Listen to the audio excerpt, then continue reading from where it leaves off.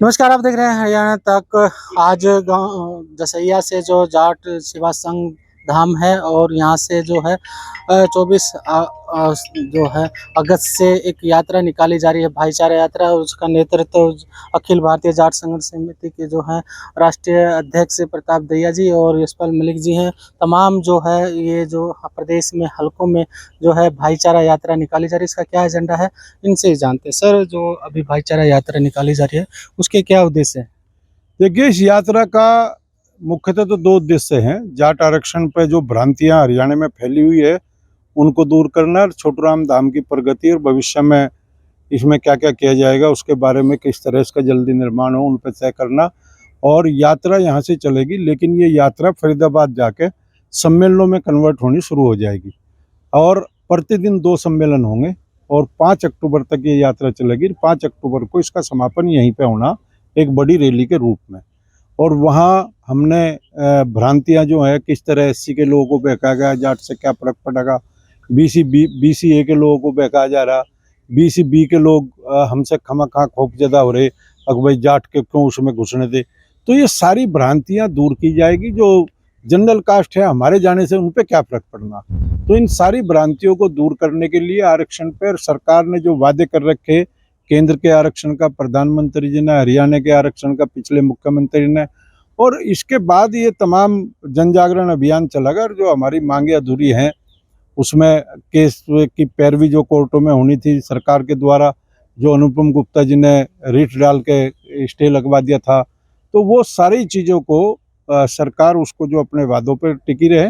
और जाट समाज के जो अधिकार है, अब चुनाव भी आगे पीछे नहीं है, तो ये कोई पहले तो आदमी ये कहता था जी चुनाव आएंगे तो जाट इसलिए कर रहे होंगे या जाट को ये होगा। अब चुनाव 4 साल तक कहीं लेना देना नहीं, समाज को एकजुट करना, समाज की एकजुटता से जो उसकी मांग है, जो उसके बच्चों के अधिकार हैं, उन पर चर्चा करना, उन पर बात करनी। जो दूसरी जातियों को जबरदस्ती भाईचारा खराब करने का हरियाणा में प्रयास किया गया, जिस आदमी ने भाईचारा प्रयास किया था वो आदमी अब जब दूसरी पार्टी में भाईचारा खराब करेगा, उस पार्टी को राहुल गांधी ने ज्वाइन करवाया उसे, तो राजकुमार सैनी को।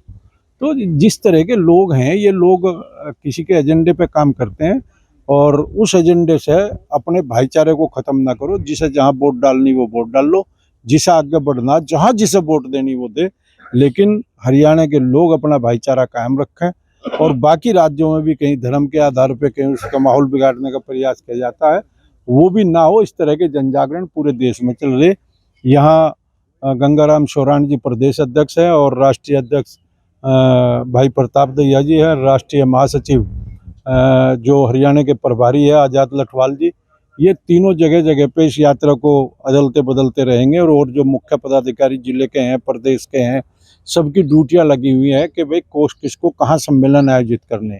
और उसमें दूसरी जातियों के लोग भी, गांव से जब हम इकट्ठे होते हैं, वे दूसरी जातियों के लोग भी लाओ और उन तक अपना संदेश पहुंचाओ, गांवों में पंचायत करके पहुंचाओ। तो वो सब चीज़ों के लिए इस यात्रा का आज यहाँ से शुभारंभ हो रहा। यहाँ से शुभारंभ होकर हम सांपला जाएंगे, चौधरी छोटूराम के यहाँ नमन करेंगे उनकी मूर्ति पे, और उनकी मूर्ति पे नमन करके आगे बढ़ जाएंगे। पहला सम्मेलन सेक्टर 3 फरीदाबाद में है। सर, लंबा संघर्ष देखा हमने भी, आप जाट आरक्षण को लेकर सरकार ने दिया भी, लेकिन इसमें अड़चन क्या रहे? अड़चन इसमें एक तो अड़चन यह रही कि भाई 2013-14 में मिला, 15 में सुप्रीम कोर्ट ने खारिज कर दिया। उसके 2 आधार थे। एक तो यहाँ बहन शैलजा जी थी, वो अपने आप को राजनीतिक जो राष्ट्रीय पिछड़ा वर्ग आयोग था उसके अंडर में था। पता नहीं बहन जी ने ध्यान नहीं दिया या बहन जी ने जानबूझ के काम कर दिया कि भाई हरियाणा के जाट का तो इलाज ही कर दूं। ये तो बहन जी दे सके इस साल सवाल का जवाब। आयोग उनके अंडर में था, और किसी मिनिस्टर के अंडर में कोई आयोग हो तो वो इशारा कर सकती थी उसको कि भाई ये काम करना है, जब स्टेट में आरक्षण है। और 9 राज्यों में भी स्टेट में आरक्षण था। एक तो वो समस्या रही, सुप्रीम कोर्ट ने कैंसिल किया। फिर प्रधानमंत्री जी ने इतनी फेंक दी कि हमें 15 में बुला के कहा कि भाई हम तो आपको आरक्षण कानून बना के देंगे, और 16 में हरियाणा का जाट बेलगाम हो गया। खप्पों ने आंदोलन तो शुरू कर दिया, लेकिन संभल नहीं पाया, वो हिंसा में कन्वर्ट कर दिया। सरकार की मंशा थी कि जिस तरह से हिंदू मुस्लिम राज्यों में दंगे होते हैं, यहाँ जाट को विलन बनाया जा। उस चीज़ को ये लोग, हम लोग समझ नहीं पाए। जो खाप पंचायतें थी वे संगठित नहीं थी, सब जगह अलग अलग धरने पर अलग अलग मालिक था, उनका दिया हुआ ये आंदोलन था। 3 तारीखें यहाँ थी। 8 तारीख को सुबह सिंह समान, 12 तारीख को हवा सिंह सांगवान और 14 तारीख को सांपला में खापे रोहतक की। तो जिस तरह से आंदोलन बेकाबू हुआ और उसके बाद आंदोलन के मुद्दे बदल गए कि भाई जो गुजर गए उनके बच्चों को उनकी शहादत का परिणाम मिले, उसके जो बाद में शांतिपूर्वक आंदोलन 2017 में हुआ, उसके समझौते के तहत शहीदों को सम्मान भी मिला, उनको नौकरियां भी मिली उनके आश्रितों को, और जो मुकदमे वापसी थे कुछ उसमें इंटरेस्ट में गए, कुछ वापसी हुए। वापसी पे अनुपम गुप्ता ने रिट डाल दी कि जी आप कह रहे ये न्याय करेंगे, यहाँ तो मुकदमे वापसी हो रहे। उस पर हाई कोर्ट ने स्टे लगा दिया, उसका मामला चल रहा है क्योंकि ये सरकार का अधिकार है। जो सीबीआई के मुकदमे थे अभिमन्यु के, वे उसने उन लोगों को खापों के माध्यम से कह दिया भाई मैं प्रयास करूँगा इनको निपटाने का। और ऐसी तमाम चीज़ें इसमें रही अड़चन। बीच में कोरोना आ गया, फिर किसान आंदोलन 13 महीने सड़कों पर रहे। सड़क पर रहने वाला यूं ही है और तो कोई आता नहीं। यूं चाहे किसान बन के रहो चाहे जाट बन के रहो, तो जब यूं ही सड़क पे है तो वो रहा। फिर उसके बाद उत्तर प्रदेश के चुनाव, लोकसभा चुनाव में यहाँ हरियाणा के आदमी ये कहने लगे अकबर जाट अगर अपनी मांग रखेगा तो भाई तो जाट और गैर जाट हो जाएगा। हमने कहा चलो भाई सर गैर जाट ना हो दो, 2 साल 2.5 साल, फिर विधानसभा चुनाव 3 साल चुप्पी रखी। अब 4-5 साल कोई चुनाव नहीं। छोटूराम धाम में भी लोगों ने बड़ी मदद करके यहाँ समाज ने इसका निर्माण शुरू किया। आर्टिफिशियल इंटेलिजेंस का कोर्स यहाँ शुरू हो गया। अभी मैथ्स और अगर क्लासरूम बन जाएंगे तो इससे ये भी जागृति पैदा होगी भाई जो थोड़ा बहुत काम बच रहा वो भी बच जा।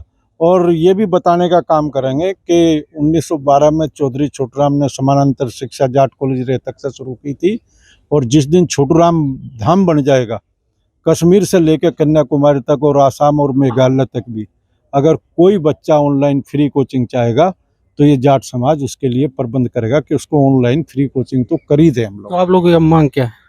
मांग तो ये है कि भाई जो केस वापसी हुए बच्चे पर आरक्षण का जो वादा है, जो बिल आज उसमें अटका हुआ है, उसको बीसीबी में करके उसको वापस ले, बीसीबी में करके क्लियर करें। और केंद्र सरकार इस पर निर्णय ले। और केंद्र सरकार के लिए हम लोग अभी लोगों की सलाह मशवरा आ जाएगा। कोई किसी चीज़ की शुरुआत सलाह मशवरे के बगैर नहीं करनी चाहिए।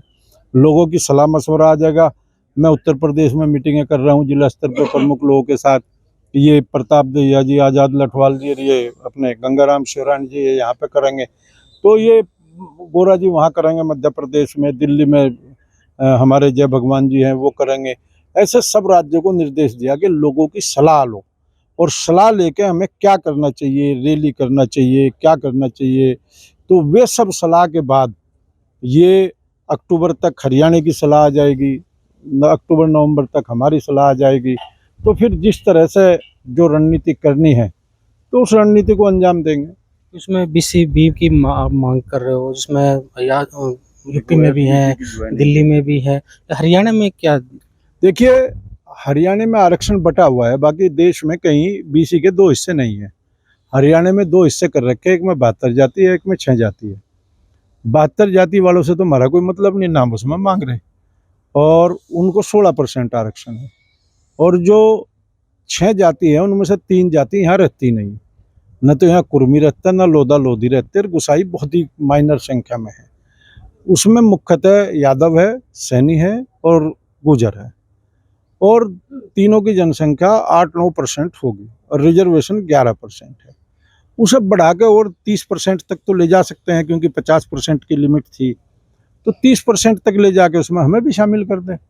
हमें सी क्यों बना हुआ है? जब हमारा भाई, हमारा सगा, हमारा हुक्का पानी वाला जब एक जगह वहीं हमें बैठा ले, और हमारे में उनमें ना यूपी में फर्क, ना हमारे में उनमें दिल्ली में फर्क, ना हमारे उनमें राजस्थान में फर्क, ना हमारे उनमें किसी राज्य में फर्क। जहाँ हम है वहाँ ये जातियाँ हैं, जहाँ हमारे ये नहीं वहाँ को वे भी नहीं है। मान लिया दक्षिण भारत में ये भी नहीं तो हम भी नहीं, पश्चिम भारत में ये नहीं तो हम भी नहीं।